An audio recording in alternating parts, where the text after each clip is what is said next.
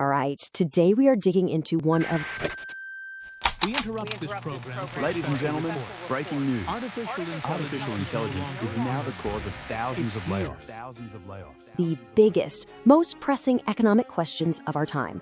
And we're using a groundbreaking new paper from Stanford University as our guide.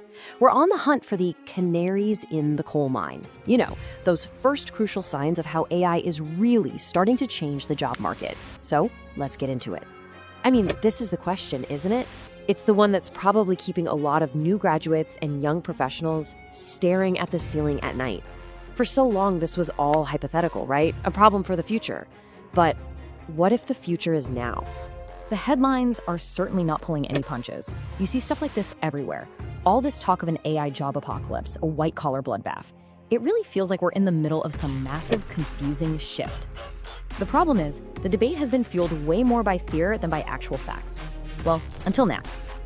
So let's start by laying out the mystery we're trying to solve here. The job market right now is it's incredibly confusing, especially when you throw AI into the mix. Think about it. On one hand, you hear these almost utopian predictions about how AI is going to boost productivity and create all these amazing new kinds of work. But on the other hand, you've got these dystopian fears of massive job displacement.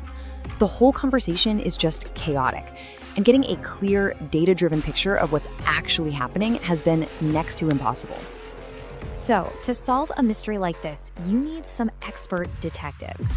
And in our story, those detectives come from Stanford University's Digital Economy Lab. These researchers decided they were going to cut through all that noise. They said, okay, enough speculating, let's start measuring.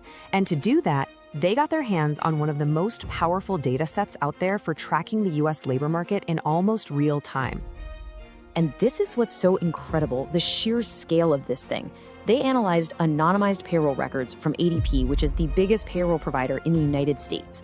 We're talking about data covering over 25 million workers. So this isn't some small online poll. This is a massive, high-frequency look right into the heart of the American economy. All right, so with this incredible data set in hand, our detectives started following the trail. Let's look at the very first pieces of evidence they started to uncover. They started by zooming in on an occupation that is right at the center of this whole AI debate: software developers. I mean, these are jobs that everyone agrees are highly exposed to new generative AI tools that can write and debug code. And boom, this is the first major clue. Just look at this chart showing employment for software developers. You can see the lines for older, more experienced workers are pretty stable, maybe even growing a bit. But now, look at that line for early career workers, the 22 to 25-year-olds. Since late 2022, which, by the way, is right when tools like ChatGPT exploded onto the scene, their employment has just plummeted. We're talking nearly 20% down from its peak. Okay, so was that just a fluke with developers? Well, let's see. On the left, you've got that sharp decline for young developers we just saw. But on the right, the study looked at a job with really low AI exposure, health aides. And here, the story is the complete opposite. Employment for young workers is actually growing faster than for their older colleagues. The difference between the high exposure and low exposure jobs is it's totally stark. So we know what's happening now, but to really solve this mystery, we have to understand the motive. Why is AI affecting jobs this way? Well, the answer seems to lie in a really critical distinction between two key ideas.